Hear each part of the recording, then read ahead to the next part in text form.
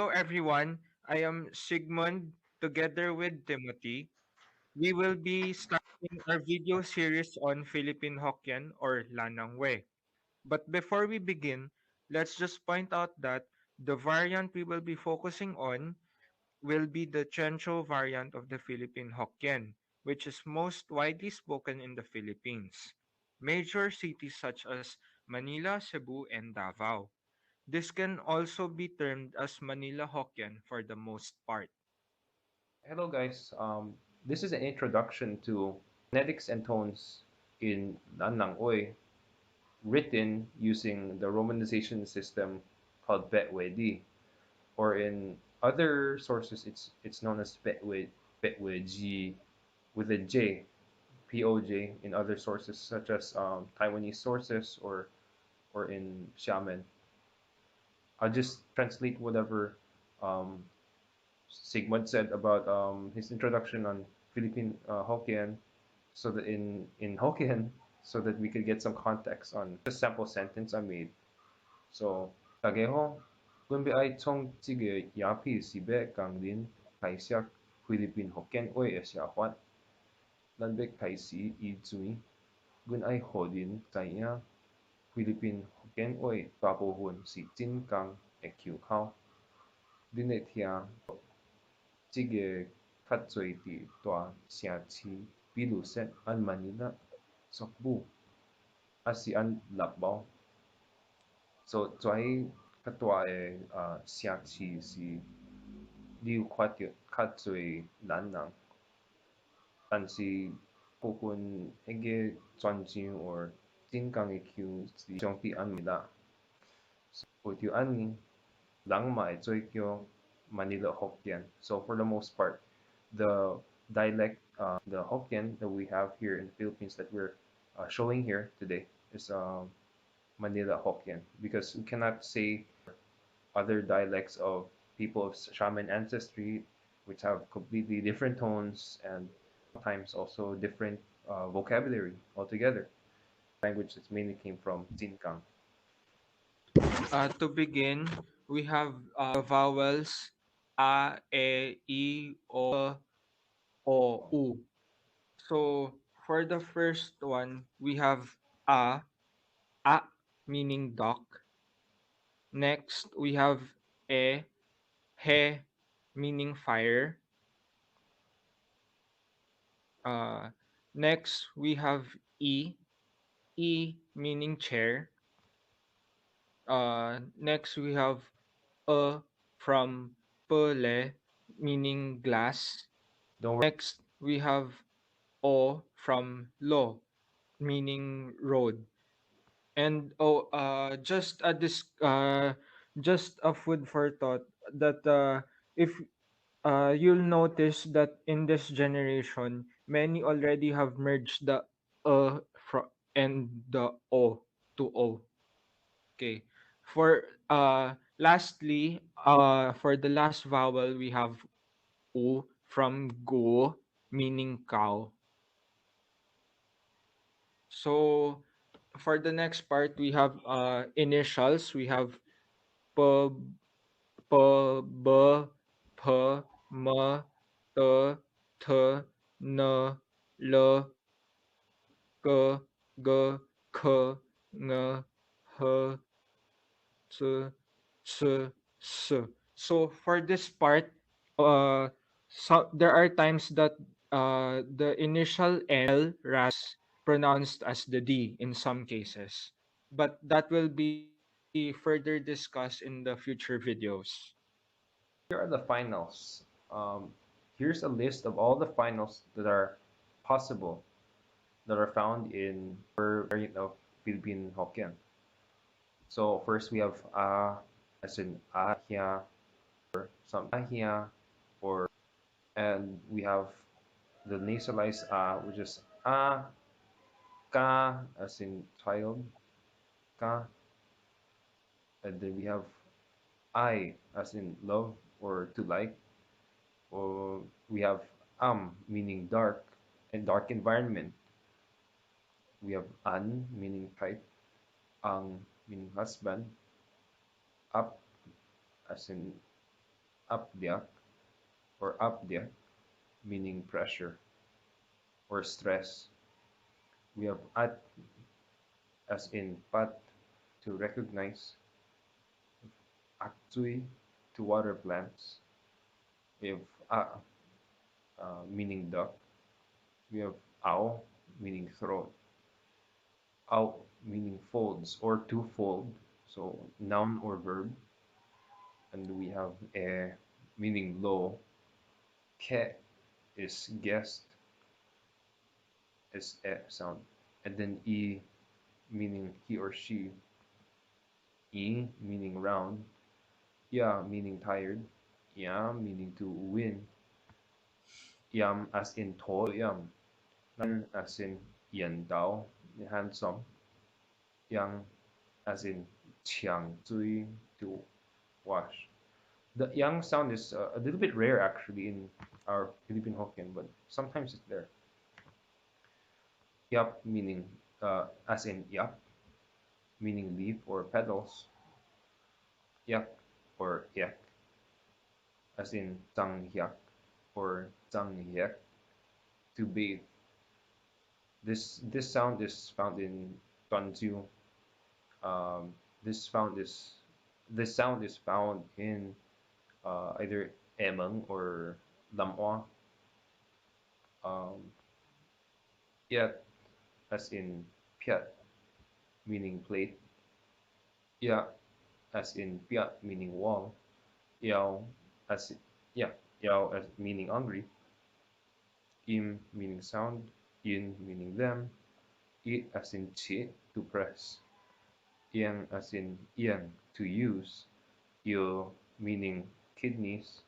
Yo meaning medicine.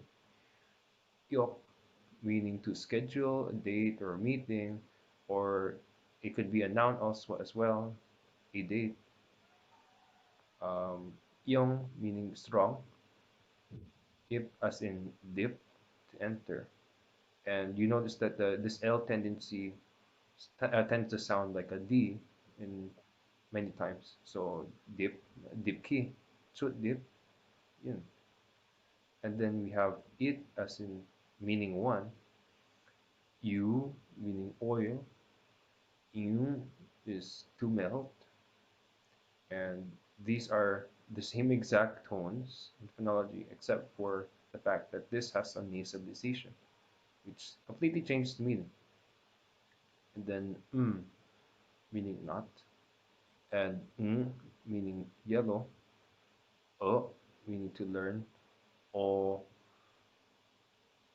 this is supposed to represent the o sound, um, o meaning dark or black in color, and ha meaning yes. This is a nasalization of the o.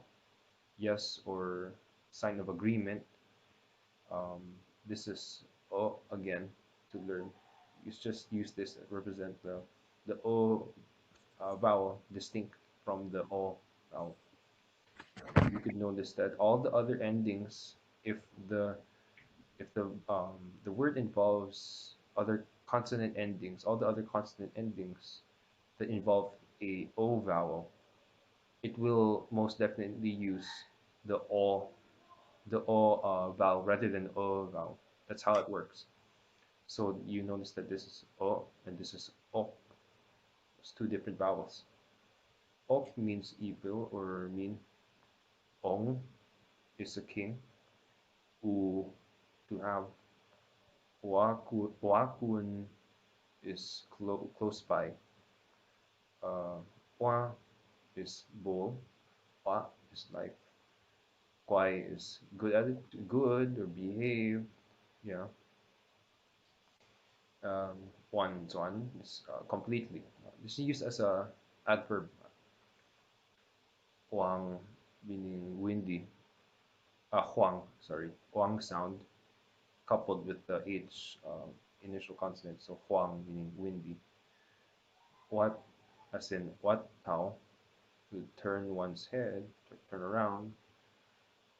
Wei meaning shoes. We meaning narrow or tight. U as in to nap. as in uy, this meaning space. Uy meaning spare time, and uy as in hui meaning blood. Un untong meaning activity. Ut as in utang meaning to iron clothes. Now we move on to the tones in quote unquote Philippine Hokkien. Here's the tone chart that we follow, and let's listen to a recording of this first. A recording from the author. 迎招招招水水闪闪拍拍榴莲当当对对擦擦 Okay, all right. So as you can see here, this chart, um, there are 8 tones, but rather we would consider it as 8 tone categories or 8 tone classes because each of these tone categories has a pair of running and standing tone. Running, standing, everything. Sigmund will explain later why these are very, very important. Very important on how it would make you speak normally or fluently. Okay. So let's recite it. I'm sure for you intermediate speakers, you will notice. You will definitely notice this, the differences. See how it sounds. And geng jiu, jiu jiu, sui sui, xiap xiap, pa pa, liu lian, dang dang, dui dui, tak tak. So Sigmund, you can go give it a try. Okay. Geng chiu, jiu jiu, sui sui, xiap xiap, pa pa, liu lian, tang tang, tui tui, chak chak. All right. So yeah, if you notice that even though these are the same words, they have different tone, but they're consistent, and that's how those appropriate tone classes sound like, regardless for different words that belong to these the same categories. So now I explain why. All right. So if you notice, there are 5 pitches here. It's like a grid. It's a grid in each box here. One, two. Let me zoom in. Huh? 1, 2, 3, 4, 5. That's 1 is the lowest and 5 is the highest pitch. And I want to explain about this is because these are where we get the chow tone numbers. I just want to explain this briefly because this is very important when you're researching about this online.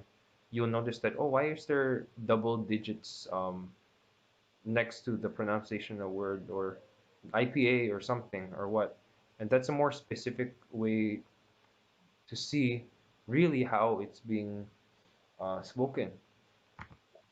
Because if you don't really know so much yet on this, the diacritics being associated with the tone, and that's one other thing is it's really important to memorize this because once you memorize and associate the tone classes with the diacritic, that then you'll be able to know exactly how it's supposed to sound like, even if you don't even seen it before. Yeah, so we have 5 pitches. Um, in each of the double digits, the double digit represent the restart and the end of the syllable. This one, you could already guess the start and the end is the same. So it's a flat tone. But what kind of flat tone? It's a mid flat, but more specifically, it's 3 3. 1, 2, 3, 4, 5. So 3 3 3 3. What about this one? This is 5 5. Practically speaking, we say it's 5 5, but naturally it would tend to become 5 5 4 a little bit. It goes off a little bit. This one is 2 2 2 2 2 2. This is flat. And now you see this is rising. Why it's rising? It's actually 2 4. And likewise, falling 4 1. And that's here's another representation of that chart, but in child tone numbering form. So it's exact same order as the chart that you saw above.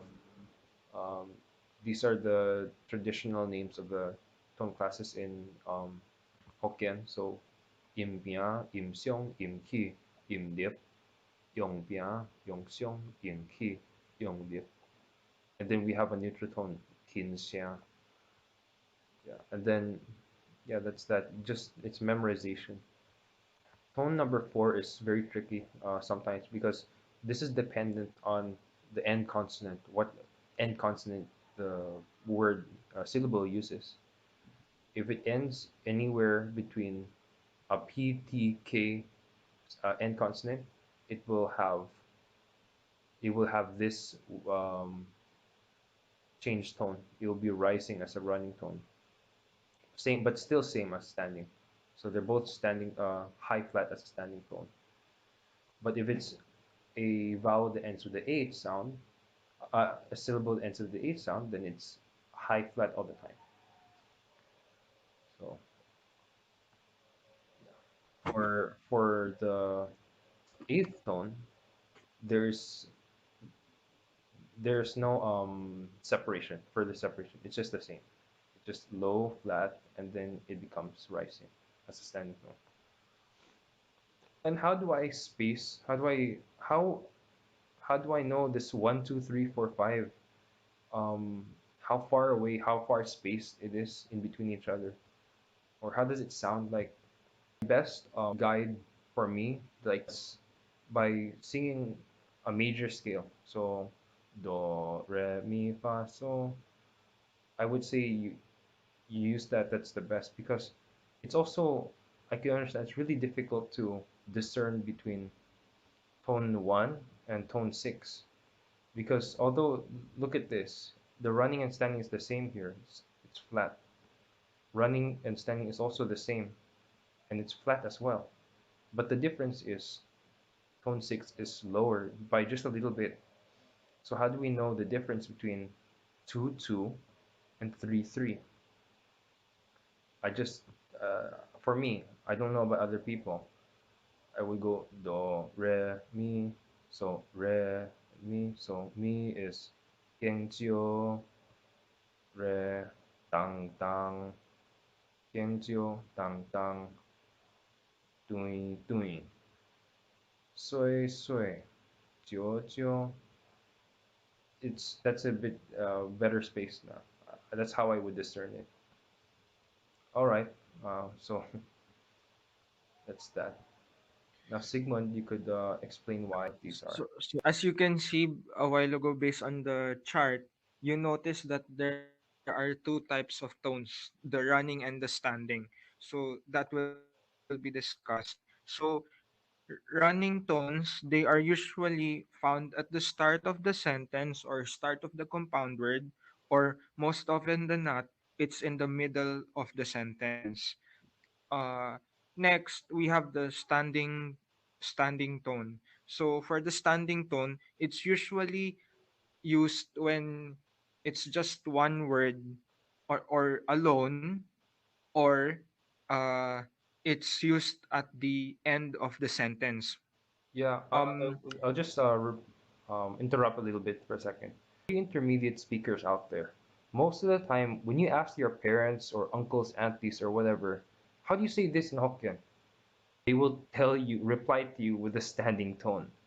And that's the problem there is that there's actually speaking it, and then you say that same tone, it's correct, right? But it would end up sounding unnatural because that's not how it's being used.